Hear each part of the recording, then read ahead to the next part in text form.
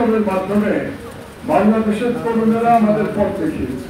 জুলাই আন্দোলনের মধ্য দিয়ে তরুণরা দেশকে নতুন পথে এগিয়ে দিয়েছে বলে মন্তব্য করেছেন আমার দেশ সম্পাদক মাহমুদুর রহমান। এই তরুণ প্রজন্মকে নিয়ে আশাবাদ ব্যক্ত করে তিনি বলেন, হাসিনার ফ্যাসিবাদ ও ভারতীয় আধিপত্যবাদকে পরাজিত করা প্রজন্ম সবকিছুই করতে সক্ষম। বুধবার খুলনা বিশ্ববিদ্যালয়ে সাংবাদিক লিয়াকত আলী মিলনায়তনে আলোচনা সভায় প্রধান অতিথির বক্তব্যে তিনি এসব কথা বলেন। জুলাই গণ অভ্যুত্থান দিবসের ধারাবাহিক কর্মসূচির অংশ হিসেবে খুলনা বিশ্ববিদ্যালয় সাংবাদিক সমিতি ও বিশ্ববিদ্যালয়ের ছাত্র বিষয়ক পরিচালকের দপ্তরের যৌথ উদ্যোগে ফ্যাসিবাদ বিরোধী আন্দোলনে সাংবাদিকদের ভূমিকা শীর্ষক এই আলোচনা সভা অনুষ্ঠিত হয়।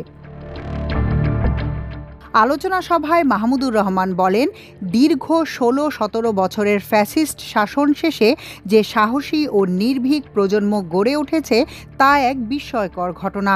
তিনি বলেন, কোনো রাষ্ট্রে ফ্যাসিবাদ স্বয়ংক্রিয়ভাবে জন্ম নেয় না, বরং ব্যবসায়ী, আমলা, তথাকথিত বুদ্ধিজীবী ও কিছু সাংবাদিক ফ্যাসিবাদ প্রতিষ্ঠায় ভূমিকা রাখে এবং এর পক্ষে জনমত গঠনের চেষ্টা চালায়।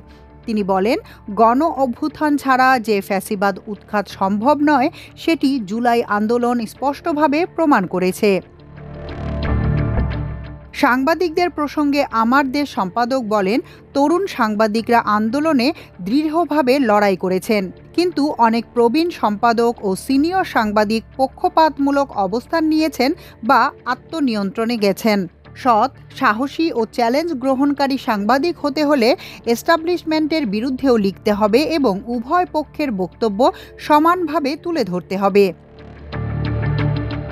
বাক স্বাধীনতা প্রসঙ্গে মাহমুদুর রহমান বলেন, জুলাই আন্দোলন আমাদের বাক স্বাধীনতা ফিরিয়ে দিয়েছে ঠিকই, কিন্তু পূর্ণ মুক্তি মিলেছে কিনা সেটি নির্বাচনের পরই বোঝা যাবে। নির্বাচিত সরকার যদি অতীত থেকে শিক্ষা না নেয় তবে ফ্যাসিবাদ আবারও ফিরে আসতে পারে। বিশ্ববিদ্যালয় সাংবাদিক সমিতির সভাপতি আলকামা রমিনের সভাপতিত্বে অনুষ্ঠানে প্রধান পৃষ্ঠপোষকের বক্তব্যে খুলনা বিশ্ববিদ্যালয়ের উপাচার্য অধ্যাপক ডক্টর মোহাম্মদ রেজাউল করিম বলেন, জুলাই আন্দোলন দেশের ইতিহাসে এমন এক অধ্যায় যেখানে ছাত্র জনতা ফ্যাসিবাদী শাসন ব্যবস্থার বিরুদ্ধে রুখে দাঁড়িয়ে বাক স্বাধীনতা ফিরিয়ে এনেছে। মাল্টিমিডিয়া ডেস্ক, আমার দেশ।